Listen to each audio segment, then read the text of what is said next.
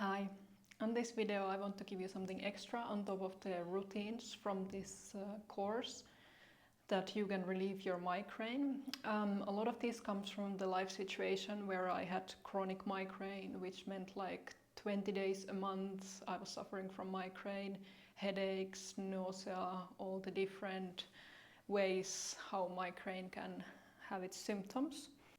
So some of these might be kind of self-explanatory for you already if you've been suffering from migraine for a while, you've heard some things already from doctor or other sources online, but I really want to give my personal experience, what has really helped me and brought me to the situation where I basically don't have migraines anymore. First and foremost, it's really important to create a routine from these exercises and methods from this migraine relief course. Especially the ones from the preventative part of the course. So the Om meditation and primary breathing technique are something that I started doing every single day. You don't need to do it long, you don't need to do it half an hour a day.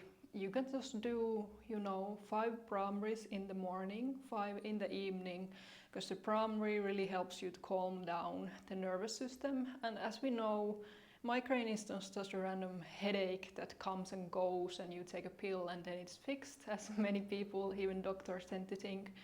But migraine is often tied to stress, nervous system imbalance. It's much more complex than what we realize or what kind of help at least I personally got from doctors and even neurologists. So find a way how you could do these practices regularly. And that way actually giving it consistent long enough time to see if it works for you. Secondly, this is probably something you've heard about a lot as well, regular life rhythm. You probably already know as someone who suffers from migraine that you can't really live the kind of chaotic life without any schedules, without any regular sleep or meal plans. So these might be really obvious things, but I'm gonna say them anyway. So as for me, it was really important to get the 7-8 hours of sleep a night and eat regularly. So within every 3-4 hours, I would eat some kind of meal that has protein, carbs, fats, fibers, everything. These are really personal things. So as always, see what resonates to you, try it out. But for me, the regular rhythm in life is really important. And that way you can bring some security and safety for your nervous system. When you have routines, your body learns to calm down. I also moved regularly. So this may not be nice, as you may need to skip a lot of social gatherings or dinner plans or some kind of evening plans. At the time of my chronic migraine, I basically cancelled everything. I really focused on only building the good routines, getting up the basics well, like the sleeping, eating, but moving as well. Many people with the chronic stage or bad migraines can't really do high intensity training many times a week, as for many people it triggers the migraine to get the blood and heart rate too high too fast. So once again, it's all about moving regularly rather than a lot at a time. So first I just started going for 15-minute walks, doing exercises from this course and building the routine slowly. And within about 9 months for me, I was able to go back to working out at gym regularly, many times a week. But it did not come in a day or in a month. You gotta slowly and consistently build a routine so your body is again used to moving without having your nervous system panic and causing the symptoms of migraine. So really slowly for you it might mean 5-minute walk, 1-hour walk, or slowly you can start adding more movement methods like Pilates, yoga, something calming, and slowly adding up the intensity. Number 3, it's about reducing the stressors in your life. I recommend reflecting for a while. What are the things that make you the symptoms, after what events you have migraine, anxiety, however the migraine comes for you. It might be nausea, it might be stomach migraine, it might be in the neck or around the forehead or behind the eyes or sides. It may not always be possible to completely reduce and remove the stressors in your life. For example, if you have that kind of work situation or you have a family to take care of. But maybe there are moments that you can do less, you can delegate, you can do less at work, realizing that your well-being is the most important thing in the long term. And it's all about prioritizing. So ask yourself, how could you prioritize? Ask yourself, how could you do less? How could you prioritize to have a little silent moment by yourself every day? Another common stressor for migraine that I don't think is talked enough is the optimizing the stressors for migraine. So many doctors might tell you to try certain diets, certain lifestyle, certain way of being, and with this you might actually add much more stressors to your life. For example, I had a doctor who told me to go gluten-free, which actually I was already gluten-free, but he told me to be even more strict to make sure I don't get it even from oats or something, although I don't have any illness that would require that. So that actually added much more stress for me, which meant that I actually ended up having migraines much more frequently. So see if there's something you can let go of. And another stressor can be simply stressing out on scenarios that may not even ever happen. Notice these patterns on you. Where could you actually be more relaxed? Learn to trust that things will work out, everything will eventually solve itself, and maybe you don't need to hold the weight of the universe all the time on your shoulders. How would you dare to trust more that everything will go just fine and let go of the control, as that's quite common for migraines as well, that you tend to want to control everything in your life. You might have tendencies for perfectionism.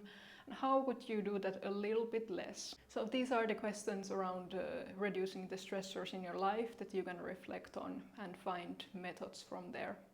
Number 4 is a bit more practical and more related to headaches that are related to your neck and position. Simply check how is your pillow when you're sleeping. If you always wake up with stiff neck, maybe you want different kind of pillow. For example, if you're sleeping on your side, you need a bit higher pillow, whereas if you sleep on your back, a little bit thinner pillow is fine. So these basics are just really good to take care of as well. Number 5, reducing stimulants like caffeine, alcohol, sugar, and if you use something else, I recommend reducing it if you're suffering frequent migraines. As for alcohol, personally I stopped alcohol completely during the times of chronic migraines, but these are really individual, so if for you it's not at all causing any issues, you can consider using it moderately, but it's worth exploring if it makes a difference if you quit it completely for a while. And secondly, about caffeine. Some people say that it really helps their migraines to pass, whereas for others caffeine works as a trigger. I never completely stopped drinking caffeine, but I always made sure I didn't drink it first thing in the morning to empty stomach, because especially for women it raises the cortisol levels a lot, which can then cause more anxiety, trigger the migraine. So I always made sure I ate something first, had been awake for an hour or so before having my first cup of coffee. That way you can already reduce the cortisol spike, as already naturally our cortisol levels are high when we wake up. And number 6, it's all about identifying your triggers. We know these common triggers like cheese, wine, flashing lights, a lot of noise, but you gotta recognize what causes it for you. If you don't know this, I recommend that you keep migraine diary for a while, so you know exactly when you had migraines. Are they related, for example, your menstruation? Do you have other regular events afterwards when the stress releases that you get a migraine?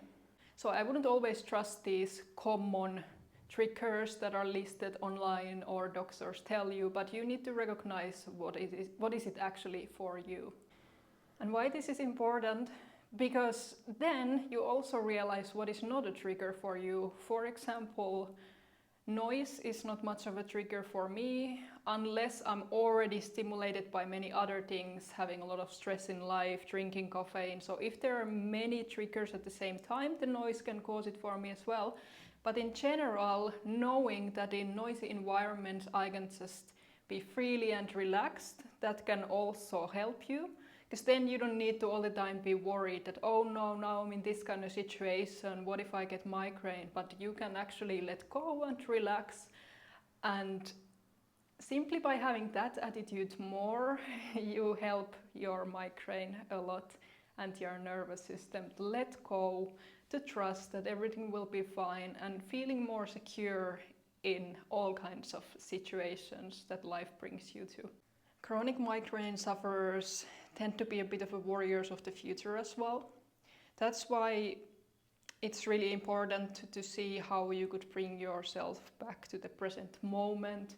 That's why I emphasize on making these routines from this migraine relief course so important. As with them, you can always have a calm moment for yourself every day, or at least every second day. Personally, I do every morning one of these practices, and if for some reason I had to skip it for a day or two, I do notice it in the feels. Trust more that the world is carrying your weight instead of other way around. You don't need to hold the weight of the world in your shoulders, you don't need to have everything under control all the time, and you can still live happy and fulfilled life. As the more we stress about the future, we tend to tense our bodies. So see if you can drop down your shoulders, relaxing your eyebrows, letting go of your jaw. So seeing the more you bring yourself to the present moment, the easier it is for you to relax the body and mind. I really hope these tips were helpful for you. Try from there what resonates for you, and see long enough time, and simply learn to trust the process, that with the consistency and the small habits you will eventually get better. The progress is not always linear, and it does not happen fast if you're at a bad stage in your life, but you can immediately bring a little bit relief with these methods. Thank you. Bye bye.